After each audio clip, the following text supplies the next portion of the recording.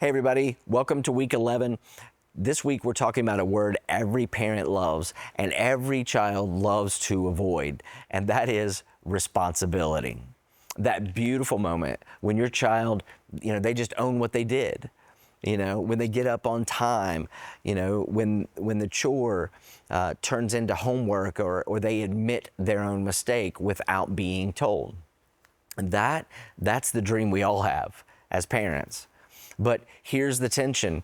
A lot of parents accidentally train their children to rely on them instead of training them to take responsibility. And that is what we're going to dig into this week. How do we train our children to take responsibility? And here is the thing, is that we can't make our children responsible. We can't force them to actually care. We can't do it for them. But what we can do is create a culture within our home that expects ownership and not excuses. We want to raise children who say, that was my fault, or maybe I forgot, I'll fix it, or even I need help with this. And let me tell you that doesn't happen just by accident. Have you ever had that moment where you reminded them like 5 times to do something, and when it finally did happen, you were the one exhausted and frustrated, not them? And why is it so frustrating, so exhausting? Because you're the one doing all of the mental work. You see, when we overfunction for our children, when we nag, fix, remind, rescue them from the consequences, we take away from them the chance to feel the weight of that responsibility. And guess what? No weight equals no growth. So here's the big idea.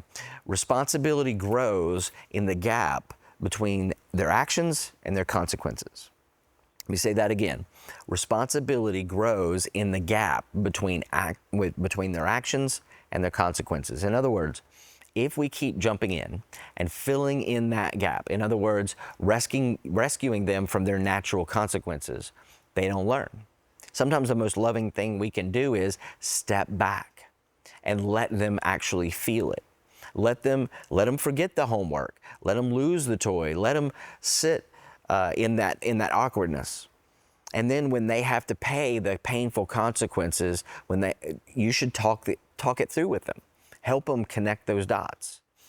Responsibility is not about them being perfect all the time.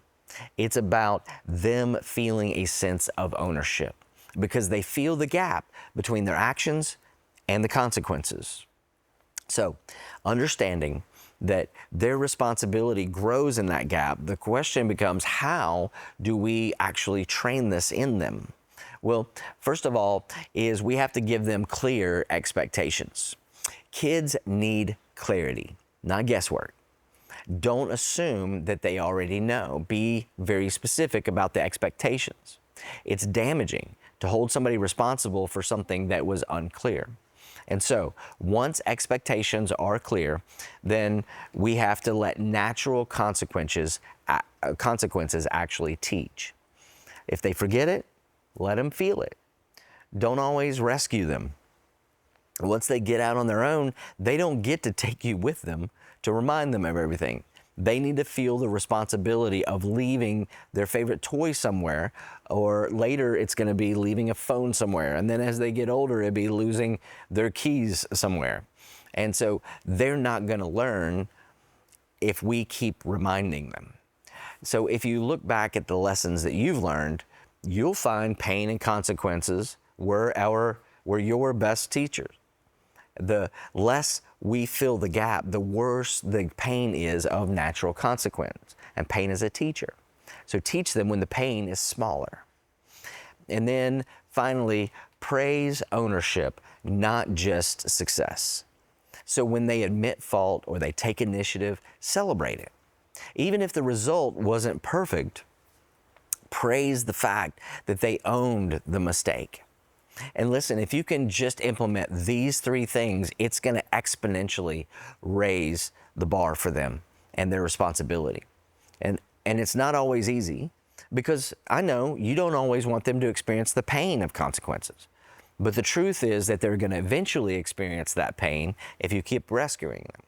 The question is, are we rescuing them from the consequences while the pain is small? So when they do have to learn, the pain is much more severe. We want to teach them when it's small. And I know it's not easy to step back and let our children experience their own consequences. It's not easy. It takes patience, and sometimes it's easier to step in. It's easier to do it yourself sometimes today. But if we always carry the load for them, they never learn to pick it up themselves. And we don't want to raise children who need constant reminders. We want to raise children who take initiative, who own their stuff, and they show up when it counts. So, this week, challenge your child to take one step toward ownership. Challenge your child to take one step toward their own ownership. Give them some space to try and maybe let them fail, but without shaming them. And when they get it right, then cheer like crazy. But when they get it wrong, let them feel the consequences.